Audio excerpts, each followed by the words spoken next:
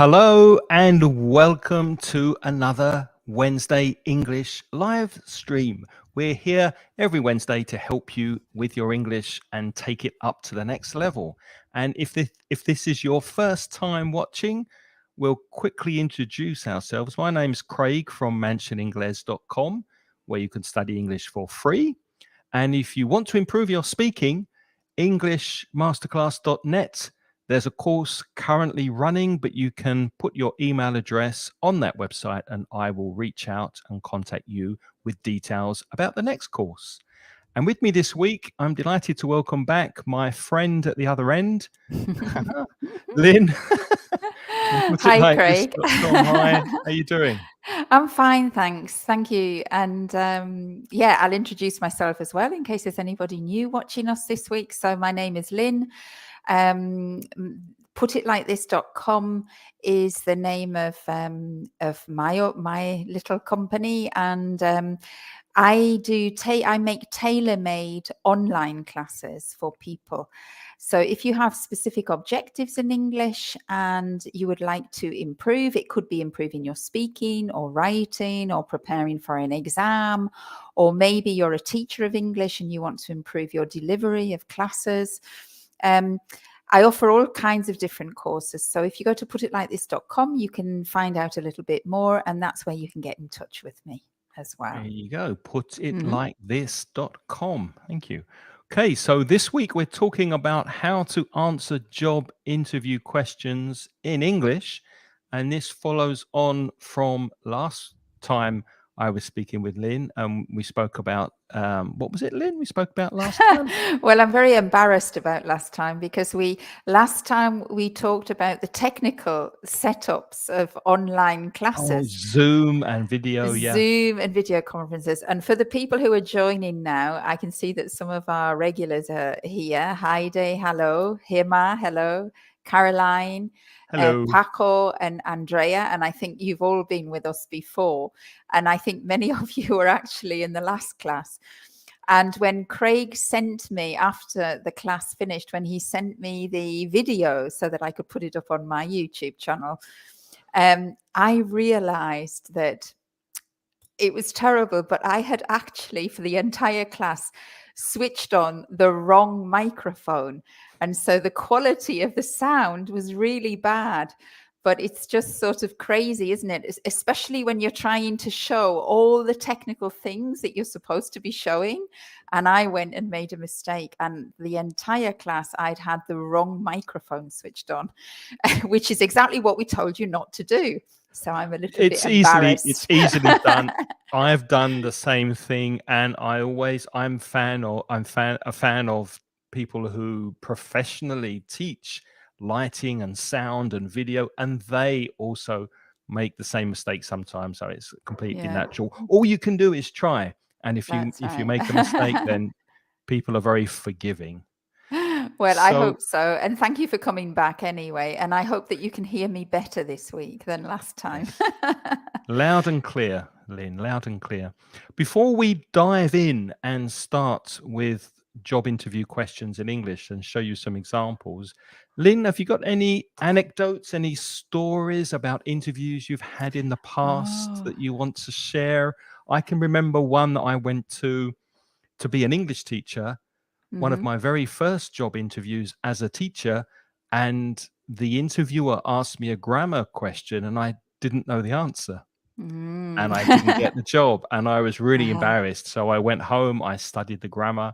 I can't remember the question he asked me, but I made sure that next time I wasn't going to be caught out. I wasn't going to be caught out with questions about grammar anymore. Yeah, I think you learn that as you get older, because I have a similar anecdote, but it's from an interview many, many years ago. I think it was one of my first interviews, and it was an interview for a place at university, because in England we used to have to go physically to universities and be interviewed in order to be awarded a place. And I remember I went to my first choice, of interview. I was in bad circumstances before the interview, because I remember I got really well, like, dressed up, very formally, and I had tights on and a skirt. And when I was and I had to take the train to this city because it was in Sheffield and I was from Sunderland. And when I was getting on the train, I fell. And I had a really bad accident. I fell, between the platform and the train. Well, I didn't realize there was a gap, and one of my legs went right down there, and I fell inside the train. Did you hurt And yourself? well, I did, but the worst thing for that was that I dirtied my coat, and all of my tights Oh, were no. ripped to go to this interview. So when I actually got to Sheffield, I'd calmed down, but obviously I had to replace my tights and I had to try and clean my coat. So I was in a little bit sort of nervous going into the interview, and I was interviewing. I was young. And I hadn't really prepared the interview at all. And of course, I was going for a place. I wanted to study English literature. And the guy asked me a question and he said, "What do you like reading in English?" Which is a pretty basic question. And I was just totally unprepared. And I wasn't, I don't know why I wasn't expecting him to ask that, but I was just Yeah. totally naive. And so I gave an answer, but obviously it was a very stupid answer, because I didn't tell him about the classic literature that I liked. I told him about the popular literature that I liked, which is, of course, not really, it doesn't sound great to get an interview. So I learned from that interview, from that first one, that you actually have to be prepared for interviews. And I hadn't Yeah. really thought about it before. So That's a very, very good point, which brings us to some main points that you should bear in mind or think about when you're going for a job interview. And while we're doing this, if you are thinking about going for an interview, or you have had interviews in English, or there's a possibility that you will be doing a job interview in English, can you write in the chat that just say yes? Are you in the, how could I say it? Are job you seeker, in the Mark, are you in the job seeker? Are you a job seeker? are you in the job market? Yeah. Are you In in the job English, though, market? do you need to do interviews in English? Probably. And Lynn's anecdote illustrates that you should do research about your employer, first of all. What kind of company? If it's a company, what kind of company they are, their background, and also what kind of questions you think you might be asked in the interview. So you really need to prepare for your interview before. And if I can add one thing as well, sometimes it's difficult for us to think about what kind of questions will he ask me.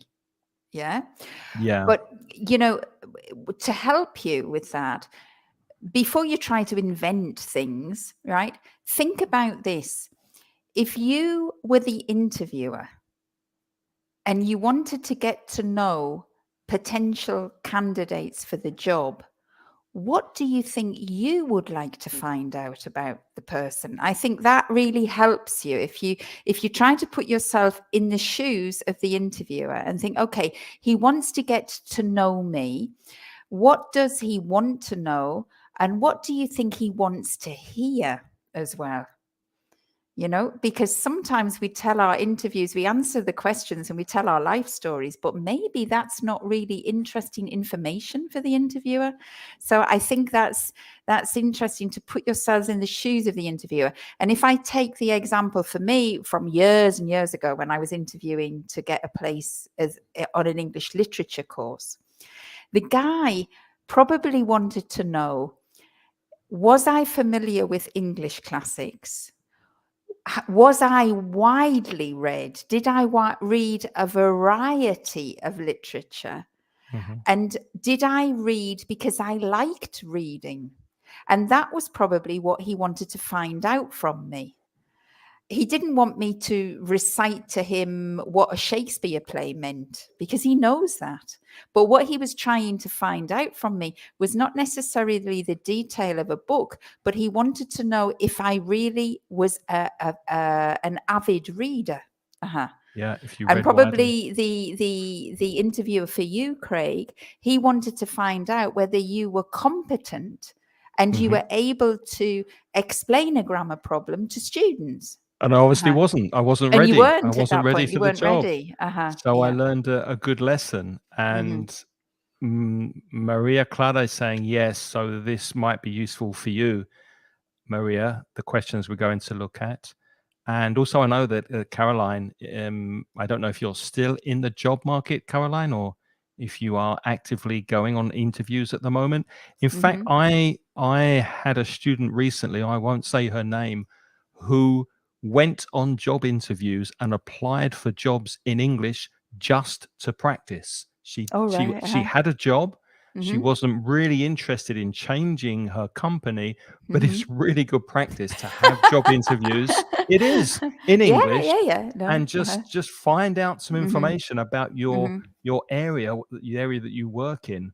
Mm-hmm. And Mm-hmm. Andrea's saying that she researched a lot of background about the company. Yeah, and she Mm-hmm. tries to be aware. She tries to get to know what they're looking for the position, to Mm-hmm. talk about this. In addition, when I feel comfortable and confident, I can share more things. Exactly. The Mm-hmm. more you know about the company and the interviewer and what they're looking for, the better you will come across, Mm-hmm. the better impression Mm-hmm. you will have. Yeah, I understand your nervousness. In fact, I had a kind of a job interview 2 weeks ago, kind Oh, of a job uh-huh. interview, Mm-hmm. and I was fairly confident that it will be okay, but I was still a bit anxious, a bit nervous. Mm-hmm. I Mm-hmm. did not know the person I was going to talk to. I did Mm-hmm. not know what kind of questions she was going to ask me.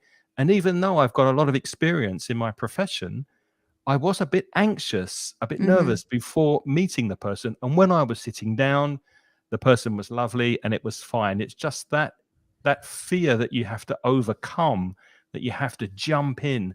And if you practice like my student did and went on interviews without really looking for a job, if you get lots of practice, it will become easier. Mm-hmm. Mm-hmm.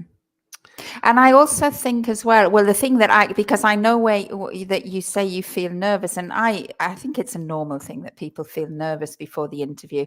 But the thing I always try to tell myself to calm me down is I think, I don't know anything about the company. I might not want to work for them when I find out about the company.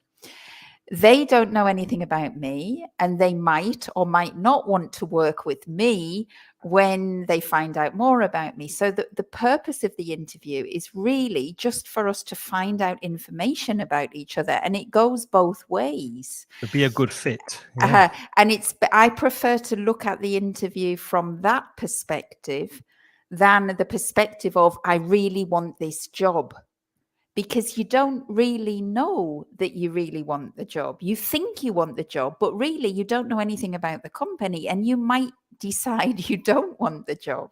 So if you go into it more like we're both here to find out more about each other, I find that sort of vision of it makes me relax a bit more, you know. Yeah.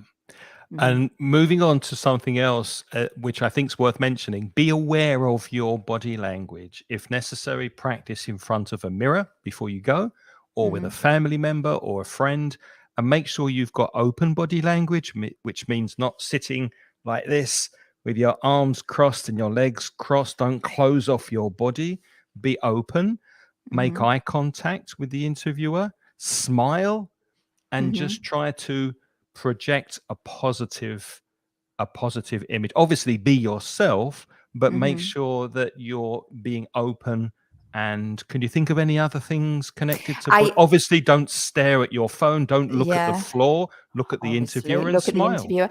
And for online, I can give a super tip, which I practiced actually with a student of mine today. Now, if you're doing it online, I was with a student this morning. We were talking about this, about the online views. And normally, when you go on a Zoom interview or a Skype interview, usually most people, like we have now, Craig, with StreamYard, but I have no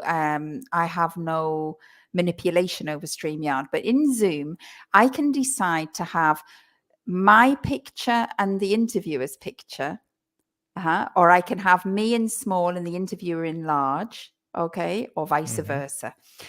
But this morning, I tried one of my online lessons with my student, and we both agreed that we would make our picture disappear. You can do that from Zoom. You put it on the view in speaker, you put the view onto speaker, and then you have the opportunity to say, hide my video.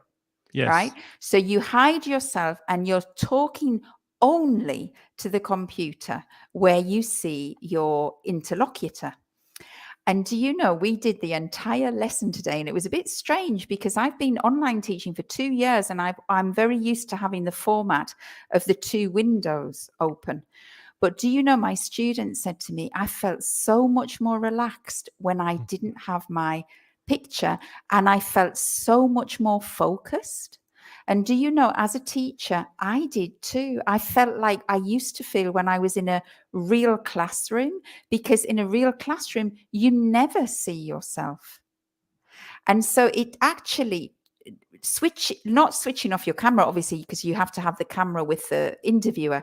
But if you can somehow hide your video feed during the interview, I think you will communicate much more naturally with the interviewer than if you actually have your picture and your video feed visible. Yeah. I'm going to Mm-hmm. try that actually, because that Mm-hmm. sounds like a very good idea. Yeah. Just a second. There's something I want to block here. We're being annoyed by somebody. That's it. Got Okay. rid of them. Now, yes, Sarah's saying, would it be a good idea to make a group in Zoom and have the opportunity to practice speaking with you? You can actually do that, Sarah. So if you're interested in practicing with Lynn, you can go to putitlikethis.com, contact her, and she will get in touch with you and help you prepare for your interview. And if you would like to contact me, just send me an email through englishmasterclass.net, and I will give you information about our conversation classes, or if you want private tuition as well. So you can do that with us, but unfortunately, you have to pay for it. We have to pay. We have to earn our living. The electricity bill's gone up. We have to pay for electricity. That's right. And Andrea says she cannot feel relaxed if the interview is in English. Well, Yeah. obviously, that is true. More so if it's not in your mother tongue, because that interview I told you about last week was in English. It was in my language, and I was nervous, a little bit nervous. So obviously, if it's not in your language, you really need to practice more so. And Gabby, thanks you for the idea. Yeah, that is a very good idea. Well, Now, my student this morning, it came from our discussion this morning, so it's not all my idea. Have to thank Zeben there, my student Zeben. thank you, Zeben. So we've got some example questions for you, and what we'll do is we'll show you the question, and then we'll give you 2 or 3 minutes to write how you would answer this question in the chat. And then we will show you an example of how we would answer this question if we were having a job interview. And the first one is, tell me a bit about yourself. Now, that's a tricky one. How would you answer that in 1 or 2 sentences? So if you guys, if you're interested in sharing with us, see if you, oh, there's Zeben. Hi, Zeben. You heard me talking about you. Well done. Speak of the devil. Chat. Speak of the devil. Speak of the devil and he His will ears appear. are burning.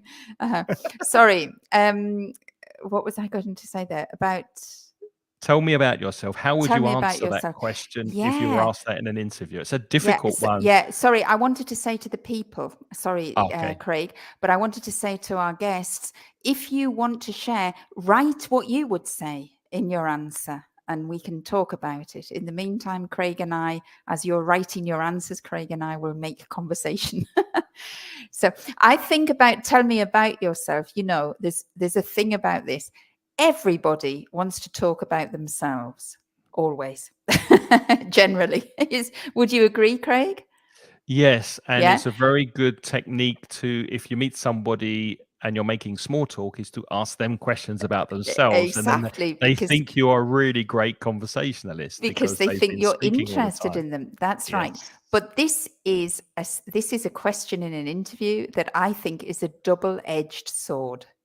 What does that And mean? well, a sword is the weapon. It has a big blade. It's like a really big knife. You know, they used to use it, the knights in medieval times. They had a sword. And a double-edged sword means that it cuts on both sides. And we use that metaphorically in English. A double-edged sword means this is something that you have to be careful of, because you can cut yourself on this side and you can cut yourself on that side. It comes with a danger. And in an interview, this question comes with a danger, because the interviewer really doesn't want to know lots and lots of detail. So you should also prepare this question and tell the interviewer the things that you think could be interesting for them. Yeah. So, for example, would you agree with that, Craig? I would, and I think a mistake that a lot of people make is they say, "Well, I was born in 1989 and I grew up," and then they can see that information on your CV. Mm-hmm. So you want to give them information that directly relates to the job you're applying for. They're Mm-hmm. not interested about your family, your dog, your hobbies. They're interested about you and how you can help the company and be good Mm-hmm. value to the company. So you Mm-hmm. have to make it directed at the job you're applying for and relevant. That's Mm-hmm. an important word, Mm-hmm. relevant to the position. Mm-hmm. So I think we can see Himina has offered us a response. Yeah, Himina. So first of all, we look at the English, right? So I live in Argentina, fine. I work in an airline. I think they're just little typing mistakes you've made as you've added it to the chat, I as work cabin for crew. And it's, yeah, I work for an airline. Sorry. Thank you, Craig. And then you said, I have got 36-year-old. Remember, in English, you say I am. We don't have ages, we are ages. So I am 36 years old. I live with my husband, my MY husband, HUSBAND, and my son. Now, that answer is, in terms of the English, more or less a correct answer to the question. But what we've just been saying, I think that's also an example where maybe that's not the appropriate answer to give in an interview in English, because from your curriculum vitae, whoever who has invited you to the interview knows that you live in Argentina. They know what your current job is. They know your age. They might not know about your family circumstances, but my advice to you is, if they don't ask about your family circumstances, it's don't probably tell not them. a good idea to say your family circumstances, because sometimes some employers discriminate against you. Yeah, they might see from that some things that they don't like, right? Yep. So maybe that's not the most strategic answer to give, Himina. Yeah. Also, having a husband and a son, that doesn't really tell the possible employer how well you can do your job and how No. motivated you are. If, for example, you said, I've always loved flying and aeroplanes. In fact, when I was a little girl, I used to make model aeroplanes when I was Mm-hmm. and paint them as well. And I was so excited the first time I flew. And when I saw the stewardess on my first flight, I looked at that and said, one day I'm going to be in that position. Now, that's Mm-hmm. directly connected to the job you're applying for. And it says something about you as a Mm-hmm. young girl. Something And like it that would be makes better. you super interesting. The way Craig has said it, it makes you interesting. And then the interviewer is interested in you. Whereas the factual answer, which you've tended towards here, the factual answer is, it doesn't make you stand out from the other people. You see, at the end of imagine the interviewer is interviewing all day. At the end of the day, he's going to have all the people mixed up in his head. the ones that was from Argentina, the one that was from Colombia, the one that was from Spain, the one that was 34, the one that was 38. It's all irrelevant information. But he might remember, that was Jimena, the one who always wanted to be an air stewardess from being a child. And she used to make model aeroplanes. That's going to make you memorable to the interviewer. And if you can try and tell a story, that will also make you memorable, a lot more memorable than giving facts about your age and your qualifications. If you can tell a story, that will stick in the interviewer's mind. There's another answer here from Andrea. I'm a woman who was born in Colombia. I started veterinary and animal science, but I focused my job working to build sustainable landscapes, protecting our biodiversity and prepare our communities and governments for climate change. Wow.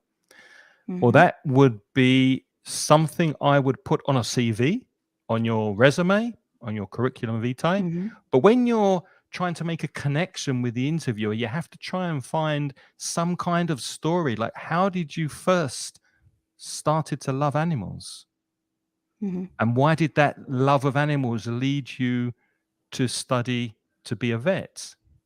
So if you can paint well, I think from her, I know what you're saying there, Craig, but with Andrea, I think the focus is not, she started veterinary and animal science, but at the end, she got very, very interested in sustainable landscapes and the climate change question. So I would make the story around or to give more detail about what you've been doing with sustainable landscapes, why you got interested in it, why you decided to move towards climate change. Maybe you saw that they were very clearly connected with veterinary and animal science. I don't know. Yeah. I think the general mistake, well, I don't know if it's a mistake, Andrea. There's no right and wrong in these things. So we're just we're sharing opinions with you. Yeah. If you can take it in that with that sort of stance.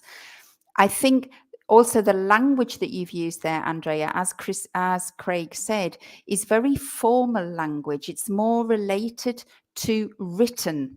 Yeah. So if you were, for example, writing a cover letter, that kind of formal language is perfect. But again, as Craig said, in an interview, you have to make a connection. So you need more spoken language there. You need examples. You need to describe, So I studied veterinary and animal science, but then in my first job, I was involved in a project and I discovered the idea about making a landscape sustainable. Yeah. And then you tell the story of how you did it, as Craig suggested. And that will make you more memorable, I think.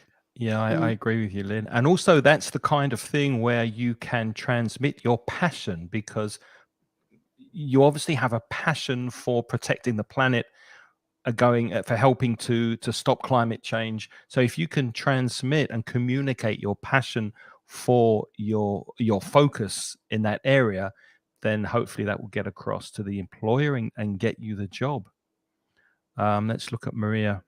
I'm passionate about working in general. I like to finish what I start and try to do the best I can to achieve any goals.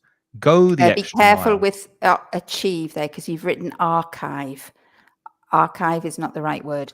Achieve is ACHIEVE. Archive means something different there, Maria. Yeah, I've just put it in the chat for you to check that spelling. Go the extra mile, not give. Go the extra mile, no matter if the task is small or big. Yeah, that's very general. That's good. That's very general. I like that. I would follow that up with a concrete example. Yeah. For example, when I was young. No, well, not necessarily when I was young. For example, in my present job, I have this project, okay? And this project involved blah, blah, blah, blah, blah. And we saw that we couldn't meet the deadline, and so that I had to work a few weekends, and but you need to give a concrete example to show the passion, to prove it, because otherwise I think the person thinks, yeah, that's all very nice, that's all prepared, but where is the proof? Yeah. Alyssa's saying that she thinks when they say to you, tell me something about you or yourself, they're actually referring to how you feel at work, how you behave daily with people, mates, your character. Possibly, although that might be framed in a different question, like, do you prefer to work by yourself or in a team? That kind of question. Mm-hmm. I Mm-hmm. think what they're looking for, not necessarily how you feel at work, but how what can you do for the company if they employ you? What is it about you that will help the company move forward or do Mm-hmm. the job very, very well? And that's why you have to adapt it to what the job is. So it's we can give general advice, Elisa, but it's very difficult to say exactly what you say unless we can see the actual Mm-hmm. job requirements and the job application. Mm-hmm. And What's I think, Craig, you are right, Elisa, because I think there are a couple of other questions which we're going to come to later, which are very typical in job interviews. One of them is why do you want to change your job? And that one refers a little bit when you're saying how you feel at work. You know, they're trying to find out how Yeah. you are at work with why do you want to change? Are you unhappy? Are you not? And we'll give some advice in a moment about that one. And when it says how you behave daily with people, your mates, there's another question that they often ask is that, like, as Craig said, are you a team player? Do you prefer to work on your own? Another question sometimes they say is, how do you think your workmates would describe you? Hmm. That's also a tricky question. We haven't included that tonight, but I know that That's that's a a nice common one. question too. Let's How do try and you think squeeze that your in if we have workmates would time. describe you? But I don't think that's what they are after. I think if they want to find that out, they'll use a different question. I do think that when they say, tell me something about you, they want to break the ice. And it's an opportunity for you to start strongly. Yeah. Yes. And what we've been saying is to try to help you start strongly. None of the answers that we've seen so far are wrong. Of course, they're not wrong, but they're maybe not the most strategically best, I think. And this all goes back to what we started saying at the beginning: research the company, find out Mm-hmm. what they're looking for, find out as much as you can about the company, and then try and adapt who you are to what the company needs. And it's Mm-hmm. possible, as Lynn said, you might not be a good fit. It might not be the job for you. You might not like the company, they might not like you, and it Mm-hmm. doesn't work. But you've got to try and see how you can fit in with what they're looking for. Let's look at Mm-hmm. another example from Sarah. She's Mm-hmm. 30 years old. She's a responsible, punctual, and kind person, and considers that creating a positive environment is a key to get success in any place. I believe that I'm a person who thinks in fulfill with the objectives. I think I'm a person who would. Who tries to fulfill the objectives Is of that a any collocation? company Fulfill the objectives? Yeah. Fulfill the objectives of any company and work with perseverance, patience, and and responsibility. responsibility. There's a Again, few spelling errors there, Sarah. I You think might that's want to run that through it. an excellent paragraph for a CV, for a resume, as Mm-hmm. an introduction at the top. Who are you? How, Mm-hmm. what attributes do you have to your personality? But in the actual interview, you want to make a connection with the interviewer. You Mm-hmm. want to try and find common ground, let them know what kind of person you are. So this will be great written on the resume before you go to the interview. But when Mm-hmm. you're sitting in front of the person, again, you've got to try and find a connection, a story in order to Mm-hmm. to I to think I think from what I'm seeing here from Sarah's and what some of the other answers that we've seen so far, I think there's a little bit of a confusion here as well. Be very careful because with CVs and with LinkedIn, for example, the social media thing where you can try to make connections, they're pushing you now, also job consultants, who try to help you find jobs. They push you to create a mission statement. And they're what usually for Sarah's companies, written aren't there, they? Well, a mission statement is usually for company, but Yeah. they say that you should have in 50 words, you should try to be able to express who you are and what you want and what makes you Okay. different. Yeah. And Mhm. these answers that many of you are sharing with us, they seem to me to be more these kind of statements. They're written statements that you put on a summary on a CV before you start listing your experience, or you put it on LinkedIn. There's a special word on LinkedIn, what it's called, but at the moment I've forgotten it. I'm sorry. But I know when you make your Profile? LinkedIn profile, yeah, it's like Mm. a profile statement or something like that. They have a word for it. And that to me sounds like these things. Yeah. Yeah. But people don't use these in face-to-face communication. Okay. So that's something that maybe you could try. Alexander's Bef saying your bio, your bio, like biography. It's like a, Whoops, your biography. Yeah. yeah, yeah, Andrea's saying, yeah, make sure we exactly. And create me, formal messages. Yeah. uh-huh, Which, I mean, when you're in the job interview, you should take the lead from the uh-huh, interviewer. When I say take the lead, it could be that the interviewer wants a formal interview, in which mm-hmm, case you follow that lead and mm-hmm, you are formal with him or her. It could be that the person wants you to relax, they're very informal, but you kind of have to wait and see how the mm-hmm, interviewer is going to take the interview. So don't jump too quickly, just wait and mm-hmm, see what the general atmosphere of the interview is going to be. mm-hmm. And And one or if, two what, sorry, may I? Or yeah, go ahead. sorry, are you finished? No, one or two people I've seen that Hima has said it's very difficult for her to talk about herself. Elisa has also said it's very difficult to describe yourself and you feel blocked when somebody asks you that Asks question the in an question. interview.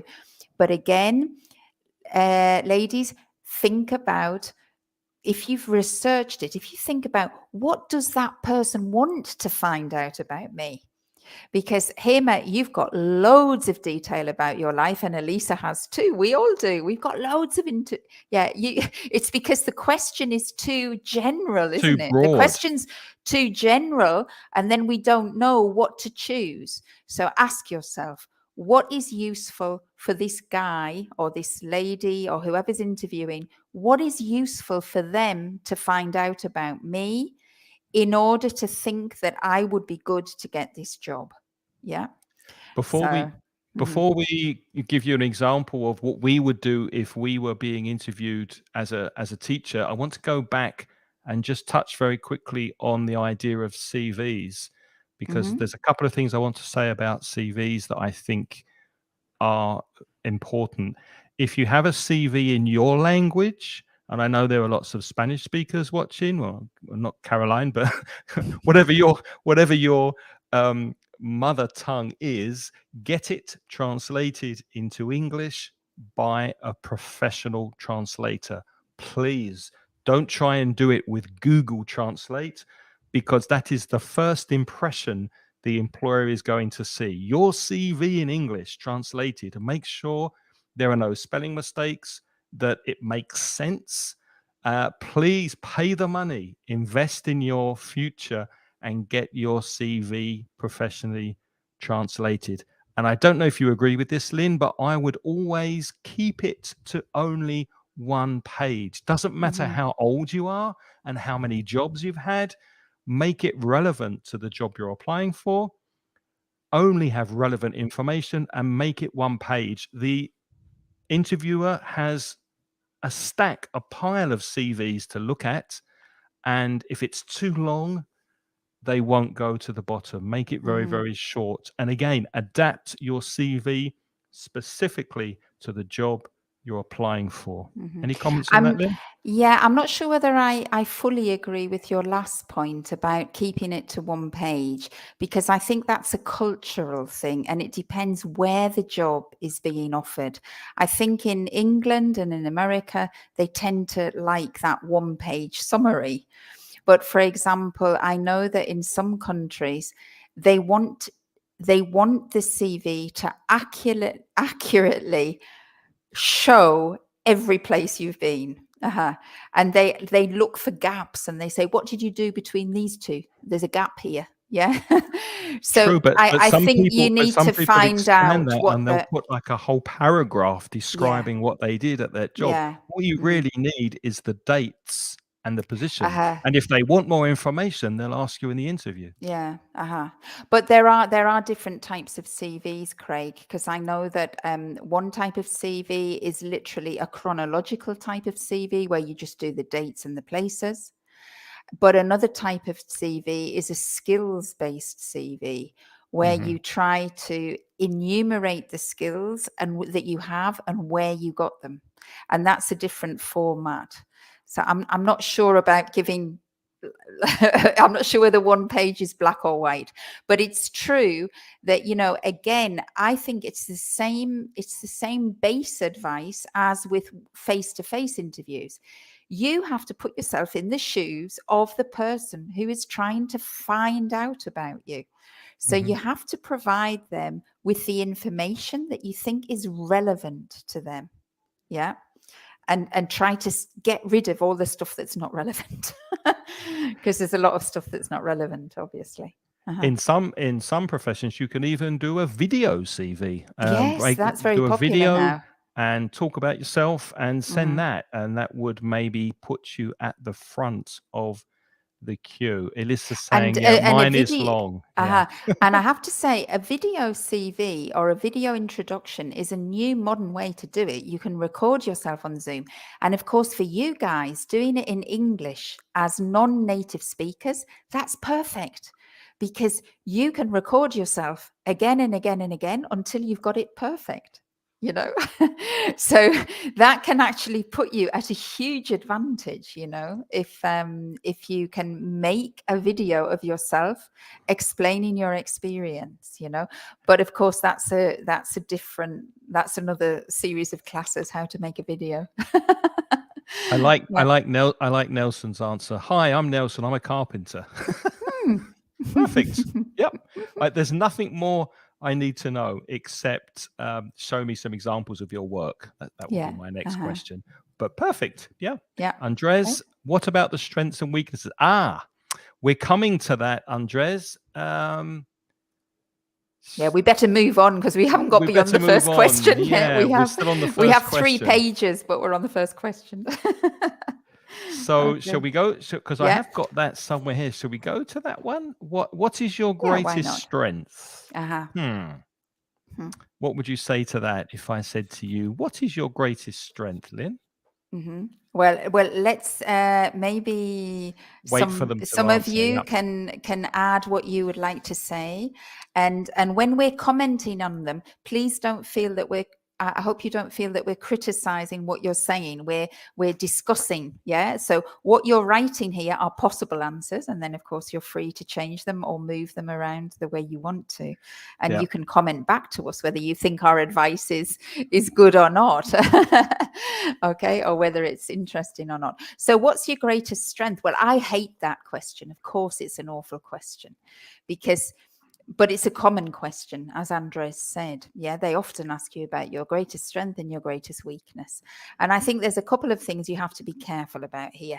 First of all, you have to be careful about the tone, because if you go, oh, I'm really good at this, then of course you don't want to come across as sounding too boastful. Yeah, you don't want to come across as sounding overconfident. And of course, when they say, what's your greatest weakness? Of course, you don't want to give away your real greatest weakness because that might be damaging to the impression. So you have to be quite clever, and you do have to be prepared for these questions. Yeah. And I What's your think biggest with your greatest strength, again, put yourself in the shoes of the interviewer. Think about the company. Can you show them with this question? Can you show them something about yourself that they maybe want for the position that you're applying for? Yeah. Yeah. So for example, if I'm applying for a job as an English teacher and somebody says, what's my greatest strength? I'm not going to say, oh, I can really make a super chocolate cake. Obviously Well, not, you've because got they're the not job. interested. You For got the me, job. For you've got you, the I'd get job. the job. Yeah, without a doubt. Okay, because of course we have loads of different strengths. Everybody has loads of strengths and weaknesses, right? So what's my greatest strength if I'm applying for a job for an English teacher? Well, shall I answer it? Well, has anybody answered what's Maria saying? Maria Clara, just right experience related to the job position you're applying for. Yep, exactly. Yeah. Okay. Yeah, nobody has given an answer, so let's give our answer. What's your greatest strength as an English teacher, As Lynn? an English teacher, well, I think it is because over the years when I've been teaching, I think I've learned that there is no one type of learner. I've learned that very, very clearly. And I've also learned that, so each student learns in different ways. And I think one of the things that I have learned over my career, and I hope that I have refined my abilities and techniques, is that I think I've learned to try to understand how a student learns. And then I have some ideas that maybe I have some tips that maybe suit them and not other people, but I have lots of experience so that I can try to help them find ways where they can optimize the learning techniques that they already have. And in order to try to be more efficient in their learning, I think that's my greatest strength at the Very moment. good answer. Very, very good answer. Before we move on to another question, though, let's look at another one that often goes hand in hand with that, or maybe asked at the same time, and that's the opposite. What's your biggest weakness? And I think a mistake that some people make with this question is they'll say, "Well, I'm too hardworking," or "I always take my work home and do it at the weekends," or something that really isn't particularly honest, and it's not what the employer wants to hear. So my advice would be honest with this question. It's okay to speak about a weakness, but at the same time, how are you trying to improve it? How are you trying to overcome that weakness? What are you doing proactively, constructively to make that weakness a strength, for example? So everybody is vulnerable. Everybody has weaknesses. Nobody's perfect. So say something that you're not very good at, but what are you doing to get better at it? That's what they want to hear, I think. So, Do you agree, Craig, give us an with that? example. I do fully, but I'd like to hear your answer. So, Well, what's your greatest weakness, Craig? let's see if anybody's answered it before me first. Okay. Well, in the meantime, we've got some very good answers for strengths I've been seeing in the chat file. Can you see? Oh, yes, Andres? Andres. He usually says, my biggest strength is my ability to propose process improvements. I think that's a good start, Andres, and I would follow it up with a concrete example. For example. Yeah. For example, in my last job, or for example, blah, blah, blah, and then give a concrete example, which is, again, it's storytelling. It's giving them something to remember about you. Maria has got one. Maria, my responsibility. Do my best every task and help to accomplish the company goals. Yes, my responsibility. I'm a very responsible person. Yeah, and I like that. It's very good. But again, if you can back it up with an example, yeah, it's great. You know, Yeah. I think it makes it more believable. It sounds more reliable as an answer. More credible. Yeah. More credible. That's it. Thank you. My big strength is to be patient and calm down, or be calm, even in difficult moments, in hard moments. Yeah. And again, an example. Yeah. I think the thing is, examples, it's exactly what Craig said. It makes you sound credible. So if you can give a very short anecdote and say when there was a very difficult moment, best to say, Andrea, difficult moments, not hard moments. Yeah. In English, we say difficult. So say that, for example, there was this really difficult moment in my job a few years ago when blah, blah, blah, blah, blah. And this is how I reacted. And I think that was a strength. Good. Zebin, I'd like I'd like to You think, think? use the infinitive there, Zebin. I'd like to think I'm a responsible worker who never comes back home without doing, after that preposition you need the gerund, without doing what I have to do. Do. Who never For has to example, come back. yeah. So I'd like to think that I'm a responsible worker who never has to come back home without doing what I have to do. Yeah, that's a clever answer. And for weaknesses, Andres says, I'm a little bit impatient. I like that, a little bit. A little bit impatient when my job depends on other people, or a part of my job depends on other people in the area or the company, and completely understand that I'm working on it. Yes, but how are you working on it? What are you doing exactly to make that weakness less of a weakness? So ask me, Lynn. Okay, Craig, what's your biggest weakness, would you say? Well, there's a law that says when you have a task to do and you have a time to do it, the task will expand to fill that time. If I have to write an email to my boss and I have 2 hours, maybe that email, because I'm so careful with it, might take up to 2 hours. It will expand. And I'm not very conscious of time when it comes to doing a task. So I'm working on this by giving myself half an hour slots during the day for particular tasks. And I also use something called the Pomodoro effect, where you have a timer on your desk and you watch it. And when that timer finishes 1/2 of an hour, I make sure that the task, how am I doing with this task? Am I nearly finished? Do I need another half an hour? So I'm blocking my time for all of my tasks during the day. And that's really helping me to focus on the tasks and not let them expand to fill hours and hours during the day. So I've spoken about a answer, weakness Craig. and what I'm doing to try, and I recognize I'm not good at time and doing things quickly, but I'm trying to focus more with this solution, and it's working.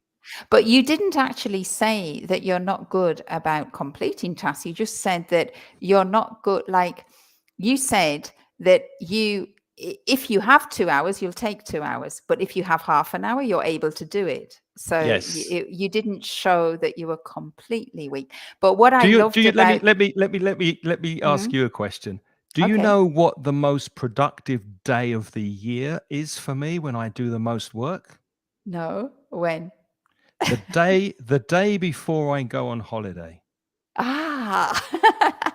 Yeah, Think because about it. because you get it all done. You have to get it done. You're going Yeah. away. You need to do it. And it's like, oh, I do 1 week's work in one day before I go on holiday. But the other thing that I really liked about the way you answered that question, Craig, I'm sure that the listeners will agree, is that you were so calm when you approached the question, and you made me feel like, oh, it's really interesting what you're saying. You weren't giving me like I was really interested in listening to your explanation. Thank you And very much. Do that I was get the job? yeah. I'd give you the job any day. I can't make a good chocolate cake, unfortunately. Alyssa says, I got angry or nervous when other colleagues don't reply to my emails on time. That's fantastic. I love that statement because it's about expectations. What expectations do we have of other people? And do we expect them to have the same expectations as we've got? If I send you an email, Elisa, and I expect you to reply the next day and you take 3 days, maybe your expectation of a reply is 3 days. So we're all different. And one thing with emails, for example, is that people have a different approach to emails. For example, if you're working alone by yourself, like I am very often, emails take me away from my tasks because I don't really have a boss. So I can leave emails for a day or two without replying, even though the other person thinks it's urgent. However, If I'm working for a company, it's a different story. Maybe my boss expects me to reply the same day. So it depends on the kind of job you have. But expectations change from position to position and from job to job. Mhm. What do you think, Lynn? Any comments on that? Yeah, I think that's true. I think I agree with everything there. Okay. And with Elisa's answer, I like the answer, but of course, maybe you should just add how you cope with your emotion. Yeah. With that, because you don't want them to think that you're going to be angry all the time. Yeah. So maybe just add an extra sentence and say, like, I get angry or nervous when other people don't reply, but then I remember that I try to find other ways to get the answers by calling them directly, or so that you can see that you get the job done. Or Steve, I don't know if that's the name or that's just that has a lovely Lumir, I think, has a lovely answer. My Hey, greatest Lumir. weakness.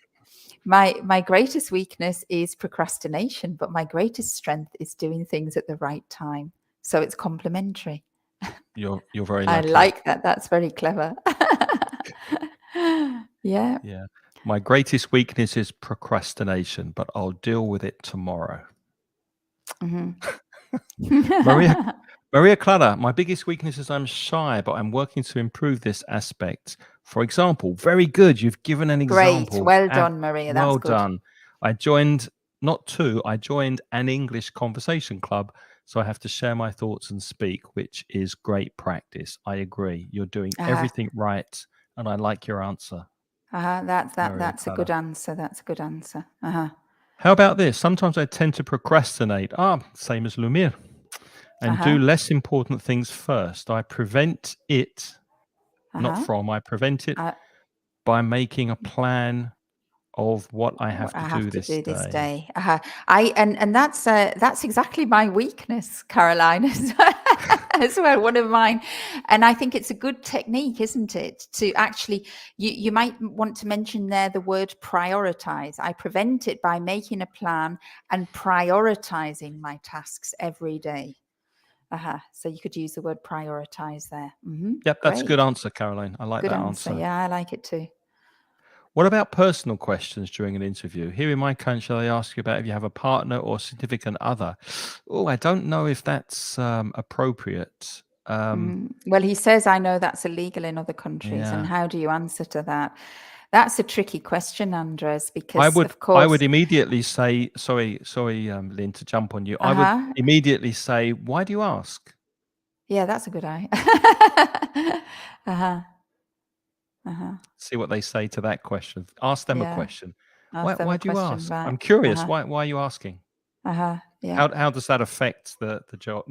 Yeah. My position. But it is a tricky question, Andres, that. And in my experience as well as a woman, I have been asked in my life, like, did I have a partner? Was I thinking of having babies soon? Those questions are all illegal now, as far as I know, in Spain, and I think in Britain too. But of course, if somebody asks you that in an interview, you're not exactly going to say, I'm going to call the police now. That's illegal. I mean, the practical nature of it is you don't do that, do you? And if you say, I'm not going to answer that because it's not appropriate, probably you're not going to get the job because the person is being cheeky with you.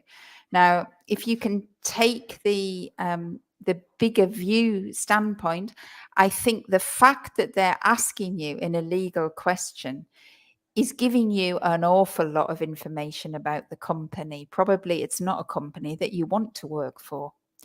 However, I also realize that it depends on what the job market is. Sometimes we don't have choices, do we? But So we've I got think we have to be realistic about that too. But I like your approach, Craig, to say, why are you asking that? And I think, if they do ask it and you don't really want to answer it, you don't have to answer it. No. And you have to be aware that, you're getting very clear signals of the kind of company you're going to work for if you get that kind of response, I think. Mhm. Yeah, and I think we've all got our line or our limit of what Mhm. we're willing to accept in order to get a job or to get a Mhm. salary. So Mhm. everybody has their scale, if you Mhm. like. And there's Mhm. one thing that you go into a job with, and that's your integrity. So depending on how much that's worth to you, is Mhm. how much do you need that job? Especially Mhm. as Lynn says, it might not be the best company for you Mhm. to work at. But Andres has just added an extra comment. If we can just finish that. He said they ask that because they want to know if you have enough commitment. And you're right. They usually do. They want to know, are you going to go off on maternity leave? Are you going to, leave the job at all things? So, if you think that's the purpose behind the question, you could come at it from another angle. You could say, well, why are you asking that? Do you want to know if I'm committed to doing the job? Because the answer is yes. And in that sense, You've you can avoid the avoided the question, question, but you've also answered the question, if but you've that's answered the question yeah. and you've avoided it. Yeah. And you can say, I know that I have tasks to do, and you can be assured that if I have tasks to do, I will do them. Uh-huh. If I say yes to a job, then I usually finish. I adhere to my deadlines. Yeah. I'm a reliable person. Uh-huh. Or you could also, that which is very similar, is you could answer the question without answering the question, which is very often what politicians do. So if Mm-hmm. they say, are you married? They say, well, I always put my work and my career before my personal relationships because I'm relatively young. And the most important thing for me at the moment, at this time in life, is my career. So you haven't answered the question, but you've Mm-hmm. probably said something that they want to hear. Mm-hmm. Mm-hmm. Politicians do that all the time. That's true. Alyssa's asking what procrastinate means: to Mm-hmm. postpone things that you need to do. So you wake up in the morning, you've got a very long to-do list. And if you're like me, before you start working, you make a coffee, you clean the windows, you go to the supermarket to buy some more milk, you clean the desk, and you do everything except what you need to do, which is the work. And Mm-hmm. that is procrastinating. Mm-hmm. Well, Craig, we haven't been procrastinating, but this has been a great session because all of you have participated so much. Yes. And because you've participated so much, I think that's great. I really enjoyed it. But we actually haven't got through we had 2 pages of questions here. So should we continue this in another session? What do you Well, think? let's ask Maybe, people watching, if yeah, you're what do still you with us, think? would you like us to do a part 2 in 2 weeks and look at some more interview questions? Did you find Questions this and useful? Because we're mhm, very happy to do a part 2 again and look at different questions, and mhm, obviously quickly recap on some of the important things we've said today. So if you want mhm, us to revisit this topic and talk about this again, just type mhm. yes. And if it was horrible and not useful, type no, and we'll do something different next time. Let us know what you Yeah. think Yes, please while we do. say Uh-huh. goodbye. Uh-huh. So, Lynn, do you want to go first? Yes, I'll say goodbye. Goodbye. No, but before I say goodbye, I have to do a bit of marketing. So I'm Lynn from putitlikethis.com, and I'm an online teacher, and I make tailor-made courses.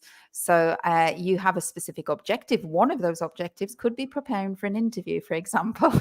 And then I would prepare a course where we simply practice that all the time and give you resources to practice and practice pronunciation and delivery and things like that. But I also teach for exams, and I teach for business presentations, and I teach writing, and I teach a whole load of things. So if you go to my website, if you're interested, you can find out more details of the kind of courses I can offer you. And if you're interested, there's a contact page there where you can get in touch with me. Okay. And if you don't know who I am, if this is your first time watching, thank you very much for joining us. I'm Craig from mansioningles.com, which is a website aimed at Spanish speakers, and there's lots of material for you to study there for free. And one thing we do have in the Mansion Ingles store is an ebook called How to Pass a Job Interview, or How to Have a Successful Job Interview in English. I'll Oh. put a link Mhm. in the show notes. It's an in the show notes. I'll put a link. I think I'm podcasting. I'll put a link in the chat, and it's an ebook with audio. So one thing that's in the ebook are some of these questions and example answers. If you have a job interview coming up in the future, it might be a useful resource for you. So what are people saying? Thank you for the advice, says Gemma. Very interesting. Yes, says Gemma. Yes, please. Yes, yes, yes. So there's no no's. I think we'll do a part 2. Okay. Okay. All right. Okay. Thanks for Great. watching. Thank you, everybody. It's been a lot of fun tonight because I love it when you actually write a lot to us. It's great because then I don't have to keep speaking to just him all the time. And it's really nice to see. You missed that. You were asleep, Craig. Wake up. No, I was looking. I was controlling the chat. I want to say thanks to people for coming in, especially Lumir, Gemma, Caroline. Good to see you here. Everybody who's been participating. It's been really fun. And we'll see you in 2 weeks for more job-related stuff with Lynn. And I'll be back next Wednesday, either by myself or with a guest. So I will be doing something next Wednesday. Until then, take care. Have a good week. Yeah. Bye-bye, everybody. Bye-bye. Bye-bye.